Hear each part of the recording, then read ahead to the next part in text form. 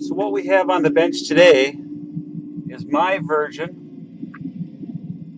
of the antique radio converted to a more modern radio. And the weird noises we hear is because for my first application for this radio is going to be sitting on my porch during Halloween to surprise the kiddies with both a little scary music and a little bit of a light show. And in order to accomplish this, I took this old Philco radio. Now, before my old radio buddies start flaming me because I destroyed a piece of vintage history, this particular radio was actually floating in water, and the chassis was completely rusted through and really was unrepairable. So actually what I did here was to take a piece of our history and make it useful again, even though it's not in its original condition. It still, from all appearances, looks exactly like it did back in the day. So in order to modify the radio to utilize it as a device like that, I added, flip it up here on its side, I added one of these modules from Bangood that gives us FM, MP3, and Bluetooth uh, in order to give the radio its sources again, and that really works quite well. We use an SD card. It can also take USB, and then of course be connected via Bluetooth. Now on the inside of the radio, well, first the back side, I guess, you can see here I made a new back for the radio and mounted a little better quality speaker in there.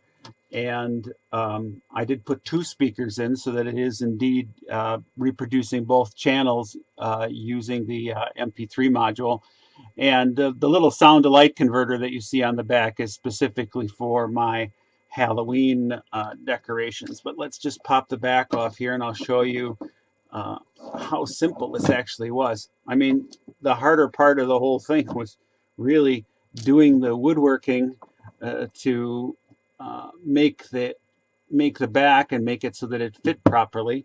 I'm using all of the old mounting uh, pins from the original radio. It had no back anymore. The water had pretty much done it in.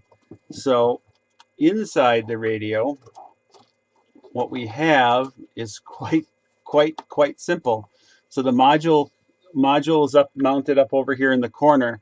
I took one of the Bangood mini digital 3 watt per channel amplifiers and really just tied it right on the module and attached the speakers to it. And the other thing I did was, you can't quite see it here, but if we look down inside, you see a little piece of circuit board sticking out there, and on that circuit board there are 3 warm white LEDs that take the place of the old dial lamp that was in there, so that the front still looks like a traditional radio. And I mounted another one of those speakers in the space where the old speaker was. So we got both front and rear firing speakers. The other thing we added on here was just this piece of gold paper, so that we have the traditional background, and the dial pointer. I thought it was important to have that still in there. So that's all that is a piece of 22 gauge red solid wire that I bent appropriately and then just hot glued right on the top. Nothing complicated here. This is dirt simple. And then we also took the knobs on the front, and in order to keep the knobs on there, they're just glued back in place so that they don't move around.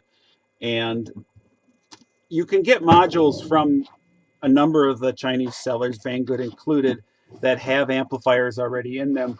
I just happen to have had this one module already in my box of goodies. So that's the one I used, and because it needed an amplifier, I added that little digital amplifier board. And those little boards, I've used several of them now, and it's just amazing. You get a pack of 5 of these um, for about $3, and that's all you have to do is 5 volts in, audio in, and out, and you're done.